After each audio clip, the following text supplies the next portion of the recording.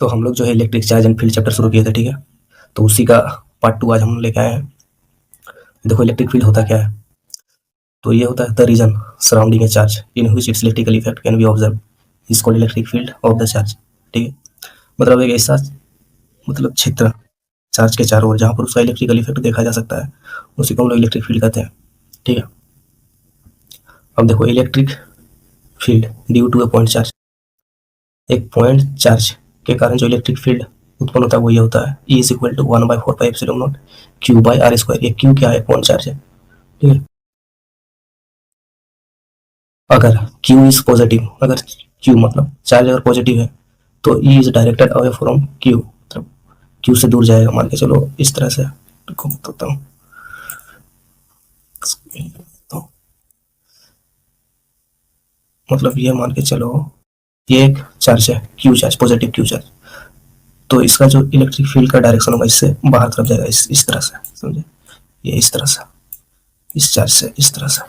If Q is negative, then E is directed towards Q। वही सब मान के चलो ये क्या है? Q चार्ज Q है, तो इलेक्ट्रिक फील्ड जो होगा भीतर की मतलब इसकी ओर आएगा, समझ रहे हो? इस तरह से।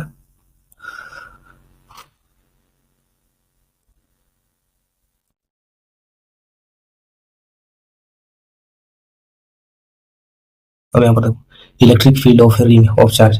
तो मान के चलो एक रिंग ऐसा है कोई, और इस पे हम लोग Q जो चार्ज है ना उसको हम लोग यूनिफॉर्म में डिस्ट्रीब्यूट कर दिया है, ठीक है। तो एक पॉइंट P पर जिसका दूरी रिंग का सेंटर से x है, ठीक है, और इस रिंग का रेडियस कितना है r, तो यहाँ पर कितना इलेक्ट्रिक फील्ड लगेगा, समझ रहे हो? तो ये इतना लगता है, इसको याद करके रखना, ये काम आएगा तुम लोग का। फिर यहाँ पर कुछ जो होता है केस होता है, जैसे अगर x बराबर 0, अगर ये 0 हो जाए, मतलब इस पी पॉइंट को उठा के अगर सेंटर में रख दे तो इलेक्ट्रिक फील्ड हो जाता है 0, समझ रहे हो? उसके बाद अगर x जो है बहुत बड़ा हो जाए r से, इस रिंग का रेडियस है r, ये जो दूरी है x, इसको बहुत बड़ा कर दे इस रेडियस की तुलना में, तब इलेक्ट्रिक फील्ड कितना होगा? तो 1/4πε0 Q बाई एक्स स्क्वायर। इसको अगर पूरा दूर तक ले जाए तो, ठीक है। फिर हम लोग का आता है electric field on A line charge. Line charge मतलब मान के चलो कोई एक वायर है, ठीक है, लंबा सा। अब इसमें क्या है कि पॉजिटिव चार्ज है, मान के चलो इस वायर में यूनिफॉर्म डिस्ट्रीब्यूटेड है पॉजिटिव चार्ज Q, ठीक है। अब हम लोग चाहते एट पॉइंट P पर इसका इलेक्ट्रिक फील्ड कितना होगा?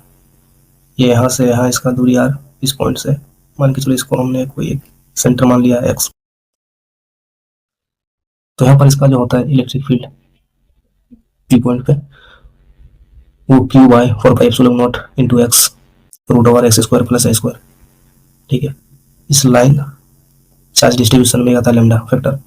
Lambda is equal to Q by 2a। 2a क्या है? 2a मान के चलो लेंथ है, 2a इज द लेंथ, ठीक। यहाँ पर कुछ केस आता है, जैसे केस 1 में हम लोग क्या लिखा कि x बहुत बड़ा हो a से। a क्या है? वही हम लोग लेंथ बोले, समझ रहे हो? अगर ये x बहुत ज़्यादा बड़ा हो तो इलेक्ट्रिक फील्ड कितना होगा? 1/4πε0 Q बाई एक्स स्क्वायर। अब हम लोग क्या कर दिया कि इस वायर को मान के चलो इनफाइनाइट लॉन्ग कर दिया, ठीक है। इनफाइनाइट लॉन्ग कर दिया और ए बहुत बड़ा हो, ए मतलब वही, इसको हम लोग ने इनफाइनाइट लंबा कर दिया, तब जो इलेक्ट्रिक फील्ड होगा वो हो जाएगा लेमडा बाई 2πε0 इंटू एक्स, ठीक है। तो इस तरह से ये काम करता है।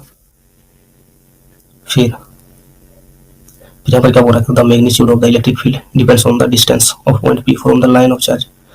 So we can say that at any point P at a perpendicular distance r from the line in any direction E is equal to lambda by 4πε0 r। ये इसको याद करके रख लेना तुम लोग, ये काम में आएगा। फिर हम लोग का properties of electric field lines, ये इंपॉर्टेंट है, ये एग्जाम में आता है 2-3 नंबर के लिए लिखने के लिए, ठीक है। इसको तुम लोग याद कर लेना। टोटल मैंने यहाँ पर कितना 10 पॉइंट लिखे हैं, तो जो पॉइंट ईजी लगेगा तुम लोग को याद करने है उसको याद करके रख लेना तुम लोग। तो क्या होता है देखो, the tangent to a line at any point gives the direction of E at that point.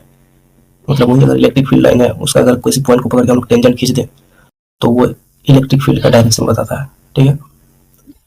Electric field lines always begins on a positive charge and ends on a negative charge and do not start and stop in mid space। मतलब वही कि positive charge से शुरू होता है और negative charge में जाके खत्म होता है। इसका मतलब भैया two lines can never intersect, कोई भी दो इलेक्ट्रिक फील्ड लाइन एक दूसरे को भी काट नहीं सकते, ठीक है। In a uniform field the field lines are straight, parallel and uniformly spaced.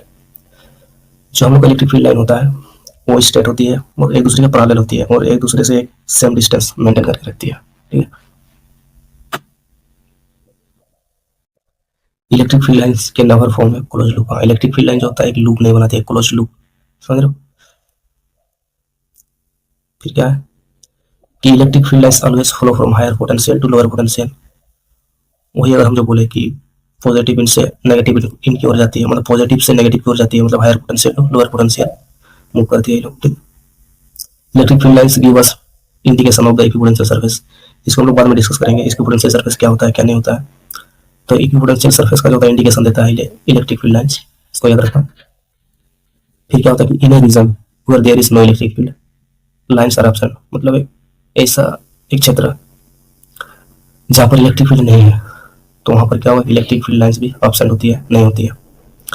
तो यही वजह है कि inside a conductor there can not be any field lines. तो ये कि इनसाइड अ कंडक्टर कोई इलेक्ट्रिक फील्ड लाइंस नहीं होता है।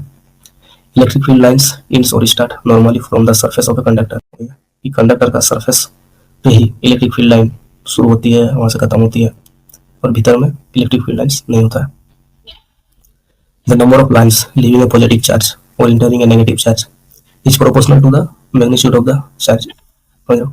तो इसको एग्जांपल मैंने दिया जैसे कि 100 lines are drawn leaving a plus 4 microcoulomb charge, then 75 lines would have to end on a minus 3 microcoulomb charge। तो एक प्रोपोर्शन में चलता है और कुछ नहीं। तो इसको तुम लोग याद करके रख लेना, ठीक है। और ये मैंने पीडीएफ जो बनाया एनसीईआरटी एससी वर्मा और डीसी पांडे सर की बुक पढ़ के बनाया है।